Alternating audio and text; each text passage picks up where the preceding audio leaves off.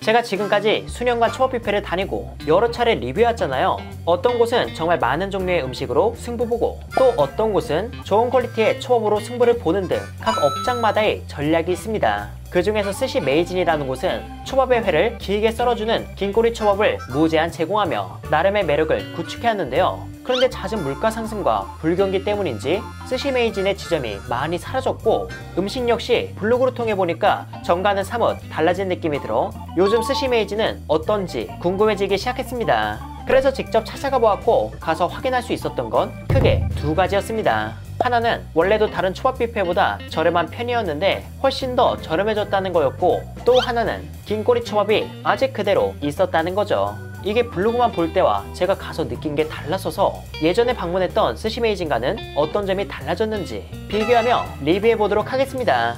2023년 초밥 뷔페 스시 메이진의 근황 리뷰. 그 자세한 이야기는 영상을 통해 보시죠.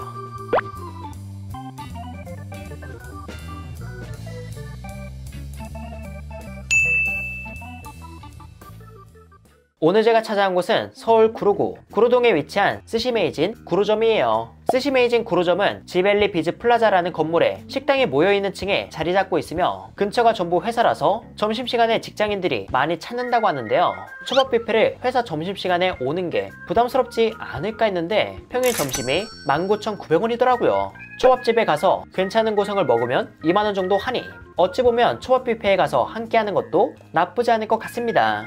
아무튼 평일 점심은 너무 붐빌 것 같아 저는 평일 저녁 시간대인 오후 5시 이후에 방문했고요. 평일 저녁의 가격은 23,900원입니다. 쿠우쿠, 다이닝원, 고메스케어, 스시 바이킹과 같은 초밥 뷔페의 디너 가격이 거의 3만원에 가까운 걸 생각하면 이전에도 저렴했지만 더욱더 과감하게 저렴해진 거죠. 처음엔 요즘 물가에 이렇게 해도 괜찮을까 싶었지만 자리를 잡고 음식을 가지러 간 순간 이 가격이 가능할 수도 있겠구나 싶었습니다. 왜냐하면 음식의 가짓수가 그렇게 많지 않았기 때문입니다. 일단 초밥 코너부터 보면 그 가짓수가 3, 4개 있다? 이 정도로 아주 적은 건 아니었지만 다른 초밥 뷔페들의 가짓수가 상당하다 보니 이곳의 초밥 가짓수가 상대적으로 적어 보였습니다. 일단 이곳의 초밥 중에서 제가 손이 갔던 건 연어초밥과 광어초밥인데요. 제가 몇 년 전에 다른 지점으로 방문했을 때와 비교해보면 회의 길이가 살짝 짧아진 감이 있었지만 그래도 고물가 시대에서 이 가격에 긴꼬리 초밥을 유지하고 있다는 점은 분명 매력적인 부분이라 보았습니다. 이렇게 가져온 초밥은 간장에 찍어서 먹어봤거든요. 보통 뷔페 초밥이라 하면 퀄리티가 높지 않고 더욱이 가격까지 저렴한 쪽에 속하면 음식의 맛은 둘째치고 그저 생연어 초밥과 광어 초밥이 있다는 것에 만족하며 먹는 편이잖아요. 그런데 이곳의 초밥 맛은 생각 이상으로 괜찮았습니다. 일단 뷔페라서 저렴한 쌀을 썼다는 느낌이 들지 않았으며 밥을 짓는 과정 및 초양념 배합을 잘해서 떡같은 질감이 아니라 초밥다운 질감이라 마음에 들더라고요. 그리고 회는 전만큼은 아니지만 길게 썰어내어 밥이 많은 뷔페 초밥을 먹은 느낌보단 크기가 조금 작은 캐주얼 초밥을 먹는 것 같았습니다. 초양념 역시 간이 세지 않고 신맛보단 가벼운 단맛이 은근히 느껴져 초밥에 간이 세서 많이 못 먹는 일은 크게 없지 않을까 싶었어요. 그리고 회는 숙성되어 꽤 부드러웠지만 초밥으로서 먹긴 나쁘지 않았습니다. 참고로 이 연어초밥과 광어초밥은 평일 점심에도 있다고 하는데 이 두 가지를 집중적으로 먹으며 다른 음식들은 가볍게 곁들인다고 치면 평일 점심에 오는 것도 가성비적으로 괜찮을 것 같습니다.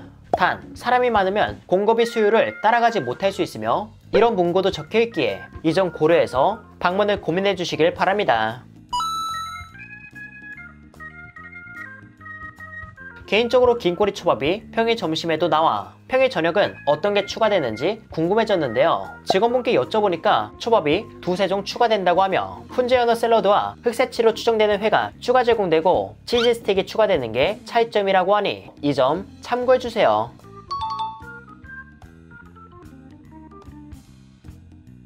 그리고 다음으로는 초밥 뷔페에서 안 보이면 섭섭한 간장게장과 새우장을 맛볼까 합니다. 우선 새우장은 껍질을 손질해서 먹어봤는데 일단 간은 그렇게 세지 않았지만 달큰한 맛이 은근히 강했어요. 그리고 간은 이 새우장만 먹기 힘들 정도로 짜거나 한 건 아니라 초밥을 먹다가 한 번씩 먹기에도 괜찮아 보였습니다. 그 다음으로 맛본 간장게장은 먹고 살짝 당황했어요. 그 이유는 제가 먹었던 간장게장 중 제일 달았기 때문입니다. 물론 간과 감칠맛도 있었지만 단맛이 압도적으로 강해서 단 걸 선호하지 않는 제 입장에선 조금 어렵더라고요. 그래도 취향이라는 게 있다 보니 이곳에 오시게 된다면 한 개 정도만 맛보고 입에 맞을 경우 집중해서 드셔도 좋을 것 같습니다. 그리고 간장게장과 새우장 모두 젤리처럼 찰기가 생기고 쫀득해진 질감이 특징이었기에 이런 식감이라는 점도 참고해 주시길 바랍니다. 이곳 스시메이진 하면 직접 끓여 먹는 가리비탕이 나름의 시그니처였거든요. 다행히 고물가 속에서도 자리를 지키고 있었지만 전과 비교했을 때 조금은 달라진 것 같았습니다. 일단 요즘 국산 가리비가 시즌 오프라서 백상합이라는 조개가 대신 있었고요. 솔방울 모양 오징어와 복껍질이 있어 우동면이 담긴 냄비에 취향대로 재료를 넣은 뒤 야채와 육수를 더해서 직접 끓여 먹는 식인 것 같았습니다. 그리고 육수는 우동과 짬뽕이 있었는데요. 전 짬뽕으로 했고 잘 끓여서 맛보았습니다. 우선 국물은 짬뽕보단 매운맛 샤브샤브 육수에 가까웠으며 조개는 살이 통통하고 선도가 크게 떨어진다는 느낌이 들지 않아 딱 무난하게 먹기 좋은 맛이었어요. 이게 냄비에 재료를 넣다 보면 생각보다 양이 많아지는 경향이 있어서 초밥을 먹다가 국물 요리가 땡길 때 하나 끓여서 일행과 드시기에 좋을 것 같습니다. 그리고 예전에 스시메이진 다른 지점을 이용했을 땐 곱창볶음이 있어서 정말 만족하며 먹었거든요. 그런데 물가 상승 때문인지 곱창볶음은 더 이상 볼 수가 없었습니다. 그 대신 그 자리를 대체할 다른 음식이 보여서 이번엔 그 음식을 한번 먹어보고자 합니다. 그건 바로 무뼈 닭발이에요. 곱창에 비해 호불호가 조금 더 있다고 보지만 개인적으로 선호하는 음식이라 한번 맛보았는데요. 닭발은 매콤달콤한 양념이 충분히 묻어나 있고 따끈할 땐 쫄깃하며 힘줄로 추정되는 부위가 연한 오독함을 줘서 뷔페라고 퀄리티가 떨어진다는 느낌 없이 그저 맛있게 먹었습니다. 단 조금 매운 편이라 매운 걸 잘 못 드시는 분은 살짝 맛보고 더 먹을지 판단하시는 게 좋을 것 같고요. 그 외의 디저트로는 뷔페에서 자주 보이는 케이크와 과일 몇 가지가 있었고 한쪽에는 초코 분수 그리고 한쪽에는 아이스크림 그리고 직접 만들어 먹는 와플이 있었습니다. 가격이 높은 편이 아니다 보니 디저트의 퀄리티가 아주 좋은 건 아니었지만 그래도 갖고 온 와플과 생크림,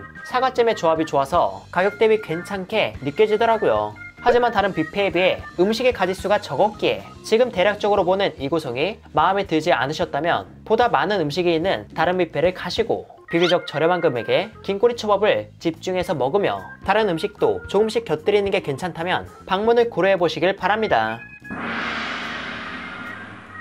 이렇게 해서 저는 구로에 있는 스시메이진의 음식을 먹어봤는데요. 사실 수산물과 관련된 음식은 가격과 퀄리티가 직결되어 있습니다. 그래서 저는 스시메이진에 큰 기대를 하지 않았는데 긴꼬리 초밥의 퀄리티가 생각보다 좋아서 이 긴꼬리 초밥만 집중적으로 먹는다면 음식의 가짓수가 적어도 충분히 만족하시지 않을까 싶었죠. 그리고 많은 분들이 잘 모르시는데 스시메이진은 외부 주류 반입이 가능합니다. 즉 콜키지 프리인 거죠. 이곳 구로점은 소주든 맥주든 와인이든 외부 주류를 가져와 먹을 수 있다고 합니다. 그리고 인당 2,000원만 추가하면 한쪽에 구비되어 있는 와인도 무제한 이용이 가능하다고 하니까 제가 언급한 포인트들이 마음에 들고 가격 대비 높은 만족감을 받을 것 같다면 한번 방문을 고려해 보셔도 좋을 것 같습니다.